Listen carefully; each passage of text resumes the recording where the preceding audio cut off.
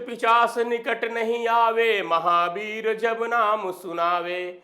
हनुमान चालीसा में ये चौपाई भूतों और पिचासों के लिए कही गई है, लेकिन आज मैं इसे जरा बदलकर सनातनी और हिंदुओं के लिए कहना चाहता हूं कि नेता मंत्री न आवे जब उन्हें हिंदू हड़कावे, अमानतुल्ला दूर हो जावे हिंदू जब हनुमान चालीसा सुनावे। नमस्तुभ्यम, आप देख रहे हैं कैपिटल टीवी। मैं हूं आपके साथ अरुण कुमार। हमारे खास कार्यक्रम थर्ड आई में आपका स्वागत है। हिंदुस्तान के लिए खुशखबरी है, सनातन सत्य की जीत है, हिंदुओं के लिए आनंद की सूचना है, दिल्ली के लिए खबर है, वहीं हनुमान चालीसा का असर है। दिल्ली के आम आदमी पार्टी के विधायक अमानतुल्ला खां के लिए ये एक कहर है। दरअसल हिंदुओं के जागने का पहर दिखा है तो वहीं हनुमान चालीसा पाठ का असर दिखा है। एक ऐतिहासिक किला मस्जिद बनने से बच गया, हिंदू राजा का ऐतिहासिक भवन मस्जिद बनने से बच गया। भारत सरकार के पुरातत्व विभाग ने चेतावनी देते हुए नोटिस चस्पा कर दिया है कि किले के अंदर कोई भी धार्मिक गतिविधि स्वीकार नहीं की जाएगी। अब आपको सीधे लेकर चलते हैं डिटेल में। दिल्ली के ओखला से आम आदमी पार्टी के विधायक हैं अमानतुल्ला खान, लेकिन इनका ये आधा परिचय है। इनका पूरा परिचय है कि ये दिल्ली वक्फ बोर्ड के चेयरमैन हैं, दिल्ली के सीएम अरविंद केजरीवाल के भाईजान हैं, दिल्ली की सत्ता में रसूख रखते हैं, कई केस इन पर दर्ज हैं, मनोज तिवारी और कुमार विश्वास पर फिजिकल और जुबानी अटैक कर चुके हैं। इन सबसे ज्यादा और बड़ा परिचय इनका यह है कि मुस्लिमों के सबसे बड़े रहनुमा के तौर पर ये खुद को पेश कर रहे हैं। यही अमानतुल्ला खान दिल्ली के फिरोज शाह कोटला फोर्ट पहुंचे थे, अकेले नहीं, इनके साथ कुछ नेता टाइप इनके चेले भी थे जो आजकल इनके चपेटे में हैं। इन लोगों ने वहां के अधिकारियों, कर्मचारियों और इस ऐतिहासिक भवन के रख रखाव करने वाले लोगों को धमकी दी, जबरदस्ती किले में घुसे और वहां नमाज अदा की गई। इस मौके पर अमानतुल्ला ने कहा कि कुछ लोग आए थे यहां नमाज पढ़ने के लिए, जिन्हें यहां के कर्मचारियों ने रोक दिया। अब हम खुद आए हैं, देखते हैं कौन रोकता है। अस्सलाम वालेकुम। मैं आज यहाँ रोशा कोटला में मुझे कल ये शिकायत मिली थी, कुछ वीडियो भी मिले थे कि यहाँ पर नमाज नहीं पढ़ने दी जा रही है, तो मैं आज यहाँ आया हूँ और आज खुद नमाज पढ़ने के लिए मैं आया हूँ। अल्हम्दुलिल्लाह ये मस्जिद है, तो मैं यहाँ खुद असर की नमाज अपने तमाम साथियों के साथ मैं आया हूँ और इंशाल्लाह यहाँ नमाज पढ़ेंगे। और मेरी उनसे बात हुई है कि इस तरह की अब आइंदा कोई भी हरकत ना हो और किसी भी नमाजी को नमाज पढ़ने से यहाँ ना रोका जाए। तो वो मना कर रहे हैं कि भाई हमने नहीं कहा, लेकिन अब वो झूठ बोल रहे हैं। लेकिन पहले ये खबर मिली और हमने वीडियो भी देखा था कि वहाँ जो गार्ड हैं और जो आर्कियोलॉजिकल सर्वे ऑफ इंडिया के लोग हैं, उन्होंने जो है यहाँ नमाज पढ़ने से रोका और कहा कि इमाम साहब भी यहाँ नहीं आ सकते, टिकट लेकर आना पड़ेगा। तो मैं यहाँ खुद आया हूँ इंशाल्लाह, और यहाँ नमाज होगी और जो भी प्रॉब्लम होगी उसके लिए हम यहाँ पर खड़े हैं। लेकिन अमानतुल्ला खां का शायद दुर्भाग्य था कि ये वीडियो कुछ हिंदू संगठनों के पास पहुंच गया और वे आक्रोशित हो उठे। हिंदू आर्मी के राष्ट्रीय अध्यक्ष संजीव भाटी ने इस चुनौती को स्वीकार कर ली। पहले तो एक वीडियो के माध्यम से कहा कि हम यहाँ प्रत्येक मंगलवार को हनुमान चालीसा का पाठ करेंगे और हिंदुओं से आग्रह किया कि आप उनका साथ दें।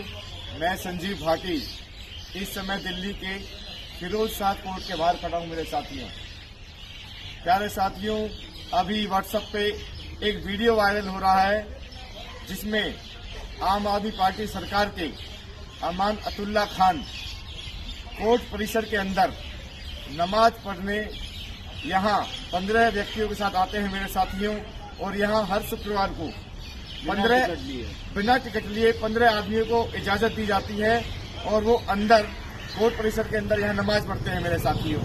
तो क्यों ना हम हिंदू भाई एकत्र होकर हर मंगलवार को यहाँ पर हनुमान चालीसा का पाठ करें मेरे साथियों।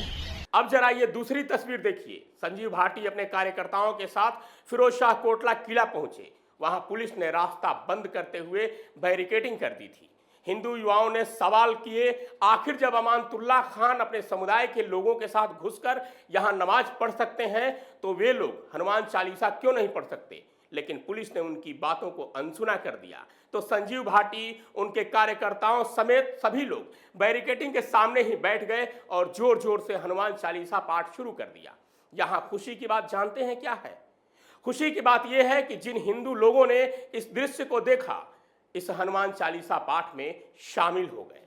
अब इस मामले ने तूल पकड़ लिया है, इसकी चर्चा जोरों पर चल रही है। लेकिन आपको यह भी बता दें कि इसकी चर्चा का श्रेय किसी टीवी चैनल या अखबार को नहीं जाता, बल्कि सोशल मीडिया को जाता है। मेन स्ट्रीम के किसी बड़े चैनल ने इस खबर को जगह नहीं दी, सिर्फ सुदर्शन चैनल ने इस खबर को दिखाया। इसके पीछे की वजह आप जानते हैं।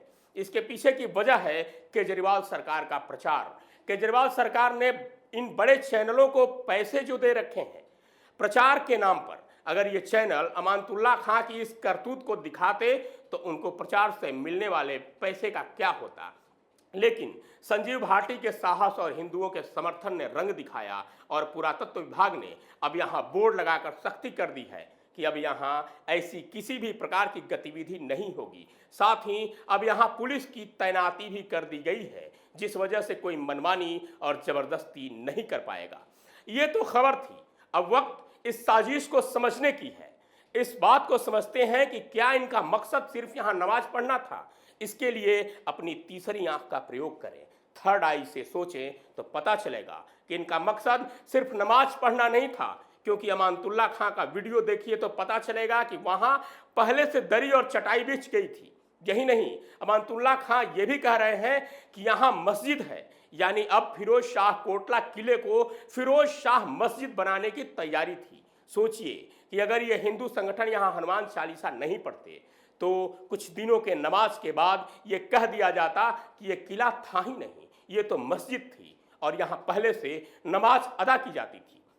फिर सारे सेकुलर गैंग इसके लिए तस्वीर और वीडियो खोज कर लाते और ये प्रमाणित कर देते कि ये किला नहीं था, ये मस्जिद थी। वहीं सवाल ये है कि क्या आप कहीं भी नमाज पढ़ने पहुंच जाएंगे। अमानतुल्लाह खान कह रहे हैं कि कुछ लोग यहाँ नमाज पढ़ने आए थे, उन्हें मना कर दिया गया था। अमानतुल्लाह खान, पहले ये बताइए कि क्या उन्हें यहाँ नमाज पढ़ने के लिए भेजा कौन था? क्या ये भी एक साजिश थी ताकि एक बार फिर दिल्ली को दहलाया जा सके, एक बार फिर से एक नया मस्जिद बनाया जा सके? आप मुस्लिम हैं तो क्या हुआ, कहीं भी नमाज पढ़ने लगेंगे। हमें पूजा अर्चना का अधिकार है, लेकिन क्या हम किसी के भी घर में पूजा अर्चना करने लगेंगे?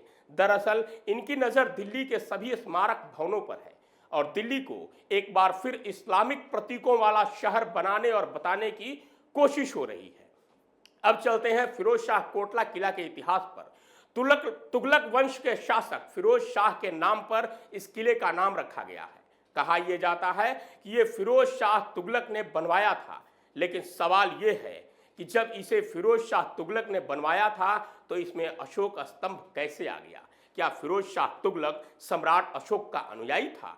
इससे साफ है कि इसका निर्माण सम्राट अशोक या उनके वंशज के किसी सम्राट ने कराया था, किसी राजा ने कराया था जो हिंदू रहा होगा। यही नहीं, सबसे बड़ी बात है कि लुटियंस मीडिया इन बातों और तथ्यों की पुष्टि नहीं करता और कुछ भी छापने और चलाने लगता है।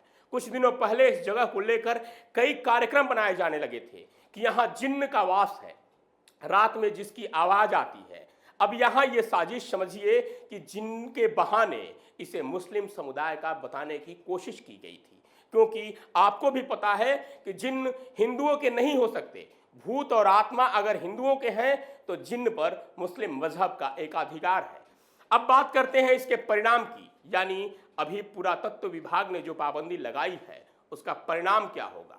अभी तो ये लोग चुप बैठ जाएंगे, लेकिन ये चुप्पी ज्यादा दिन नहीं रहेगी। अब ये प्लानिंग करेंगे कि आखिर इसे कैसे हथिया लिया जाए।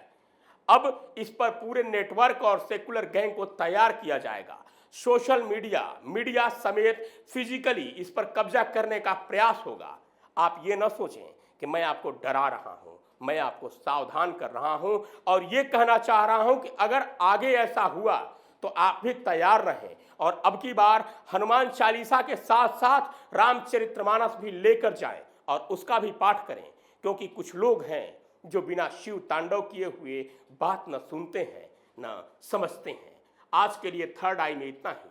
कल फिर मिलूंगा किसी नए विषय और शोध के साथ। तब तक के लिए दीजिए विदा। देखते रहिए कैपिटल टीवी। नमस्कार।